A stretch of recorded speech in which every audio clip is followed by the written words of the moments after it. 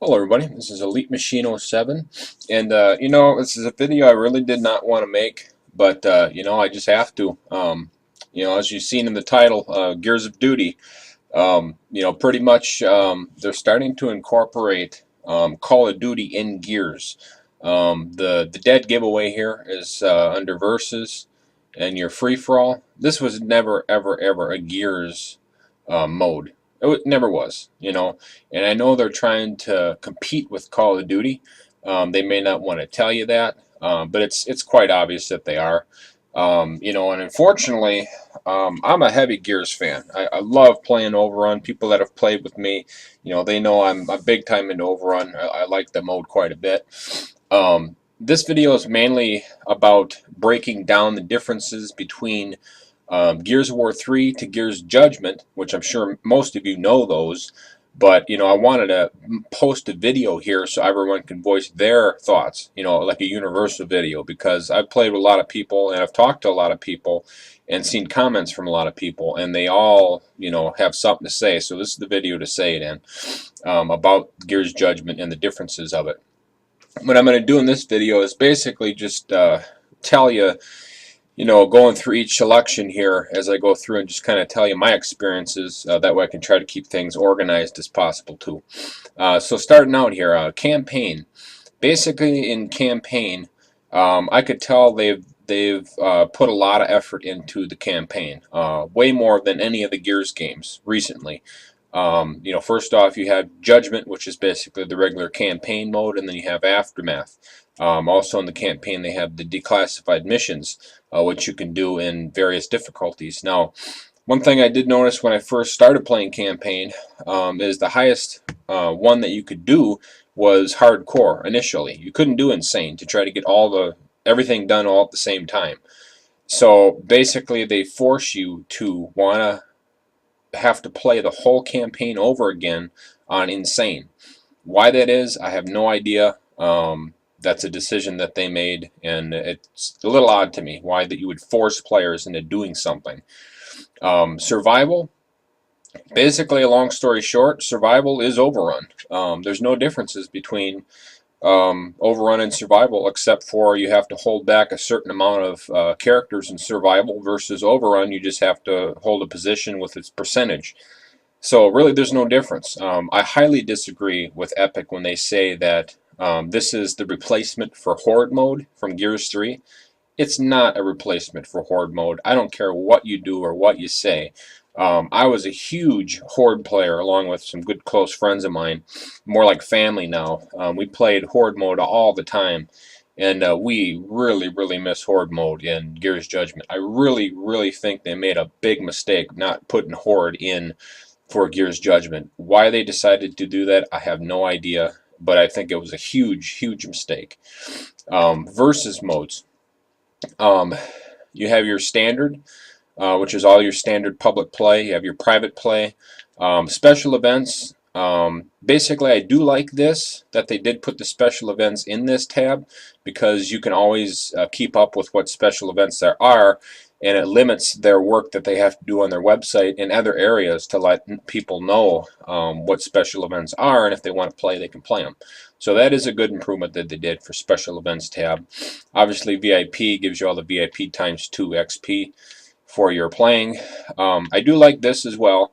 The character setup tab is here now. You don't have to go to your options and then go under multiplayer like you did in Gears 3, so I definitely like that. I think that's a great improvement. And also in depth here with the specific tabs for your character setup, I like the fact that they put that up there so it's much more user friendly now. You have you can basically see everything, your characters, and all your skins. And this was kind of a nice little perk. I think they could have did more with the prize box, quite honestly, because all they really give you all the time is just XP. Normal ones give you 500, rare ones give you 1,000 typically. Epic prize boxes or rare prize boxes most of the time will give you a different skin color from a different weapon or whatever. So I think they could have put a little bit more into this and made this a little bit more interesting. But nevertheless, it is a change, and you got to start from somewhere. So And the stats and awards, as always, the same thing as in Gears 3.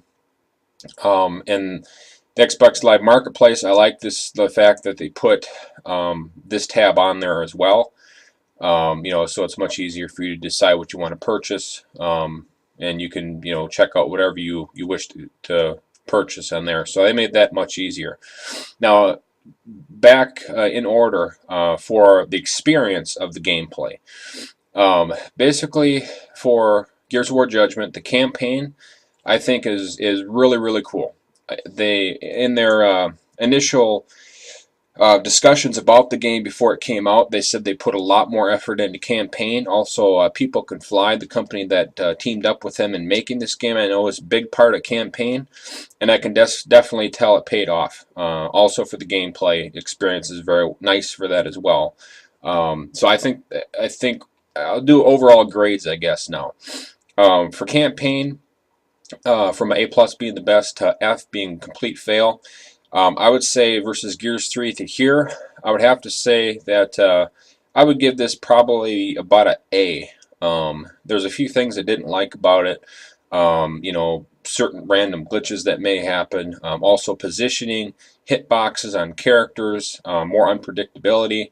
Kind of lessen the grade a little bit, but still very, very well, much better than Gears 3 because of what they put into it. Survival versus what they were saying and talking about it, and versus what you have as a final product, because basically we are basically customers buying their product for survival mode as well. And I would say survival mode overall, I would say probably I would give it a C, maybe even a D plus, just because there's really nothing different with survival. It's just like an extra mode that nobody really even plays. I look at the server numbers here. You have 1,680 right in the middle of the afternoon, about 2 o'clock Central Time. Private, you can play private, but survival, there's really nobody playing it, and again, that's in the public sector. So survival, I would give it a D plus, maybe a C at best. There's really nothing special about it, and I think this game would have been much, much better, again, like I said, if they put Horde mode in this. And why they didn't, I have no idea. Are they going to down the road? Maybe they will, because there's a big demand for it.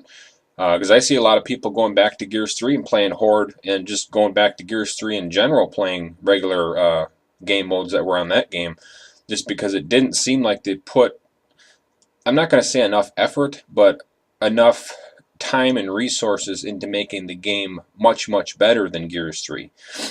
Gears 3, I think, was probably the best game so far out of the series that they've come up with. Maybe they're going to have more pack and punch in their DLC content that comes out for this game. I don't know. But I sure hope they do something, because it really doesn't lack the luster like Gears 3 did. Versus modes, standard. I'll just do standard. I guess I'll do VIP because I have VIP too. Basically, they're the same thing anyhow. Overrun, like I said, it's the mode I like playing the most. Most of the time, that's all I play is Overrun, because it is pretty cool having Locust and Cog against each other. I think it's pretty cool. Free for all, Overrun, I would give Overrun probably a A for overall grade, because they did put a lot of effort into that mode as well. And I can tell a lot of cool things about that mode. I'm sure you all know about that. I guess a quick note to that is Overrun, they made the sentries way, way, way too powerful. Pathetically powerful. I mean, literally, if you counted it out, 2 seconds, 2.5 seconds, you're down and out and dead. It's insane. It's stupid. Also, you can tell they upped the characters for Overrun mode here, such as tickers. They're easy to shoot, but they're hard to get. Not all the time, but they have that sprint mode in them. And also, Maulers are quite ridiculously powerful once they get in a stance position on you. So that's why I gave it an overall A, because of a lot of different things they put in there. Free-for-all mode, I don't really play it too much. And quite honestly, if you're a Call of Duty player, you would love free-for-all for Gears Judgment, because it's basically the same thing. And kind of prompted me to name this video Gears of Duty, because I want Gears to be separate from Call of Duty. I don't want them to be the same game. If I wanted the same game, I'd just buy Call of Duty Black Ops 2. Okay? Gears should be specifically for Gears players. I don't know. Their sales pitch for Epic is that they're trying to do cross-reference selling. So, for example, take Taylor Swift. I'm sure some of you may or may not know who she is. She's a singer, okay? She's quite popular. And if you look at what she does, she's a cross-reference singer. She goes for country music and she goes for pop as well, you know, like your pop stations. Okay, so that's what's cross-reference selling. They're trying to cross-reference sell Gears of War. Okay, and they're trying to crossbreed some Call of Duty stuff into Gears. I do not like that. And I know a lot of Gears players do not like that. Major Epic fail, if you ask me. Why they decided to do those specific functions, I have no idea. But free for all, take it out. You wouldn't bother me any bit. That's what Team Deathmatch is for. Domination, same thing. King of the Hill, really nothing too special there. Team Deathmatch, you know, the same thing. Pretty much, you know, the same modes that you'd expect. Execution, I know this is a very big plus for the overall grading of the game. People wanted down but not out back in the game. That's what execution allows us to have. I wish they brought back other modes like Warzone and specifically Wingman. I really, really wish they put Wingman back in this game because it's something that's really, really missing. Why they took that out, or why they don't have that in the game initially, I don't know. Don't ask me. I didn't design the game, but it's a big, big negative in my opinion. Because if they wanted to have this before E-Day, you know, or 14 years before E-Day is the basis of this game, why would you not have Wingman in it? Because Gears 1 had Wingman in it. It makes no sense to me. You know, and all these things, you chalk them up. And the overall game experience versus the cross-reference selling, the minor T's of gameplay, the things that you do like, don't like, I would give Gears Judgment an overall grade of probably, I would say, a C plus to a B minus, because it did not live up to all the hype and hope that they were describing in their commentaries before this game came out. I watched all of them. I also covered a lot of that content. If you go back and look on the channel, I did different specific game modes. And like I said, if their DLC contents don't have a big pack for the punch, I think this game is going to be pretty much down and out before it even gets started. So I really don't want to see that for Gears because I'm a big Gears fan. And you know, there's other things too that there is, like DLC content. You know, VIP pass holders get that DLC content 7 days before non-pass holders. And Gears 3, you purchase the DLC, others don't get it, they can't get it. So I don't understand that either. Why even buy the DLC VIP pass if really you're not getting much anyway? So it's all these things that chalk up for that overall grade of a C plus to a B minus. But I wanted to really, really go in depth in this video. That was my main purpose, and get all of your feedback. And please pass this video to everybody you know, because I really want to get everyone's thoughts and opinions. If I get a lot of comments in this video, what I'm going to be ending up doing, and that's if I get a lot of comments in this video and feedback from all of your friends throughout the whole entire web, I will personally contact Epic, and I will make sure that I get to talk to someone that can give us some answers on the stuff in this video and find out exactly why the changes were made, why they decided what they did, and try to get some kind of answers. Maybe even have an interview with a key Epic employee or something like that. But we'll have to see what your feedback is. If we don't get enough feedback, we just ain't going to do it. So take care till next time. Sleep Machine later. Take care.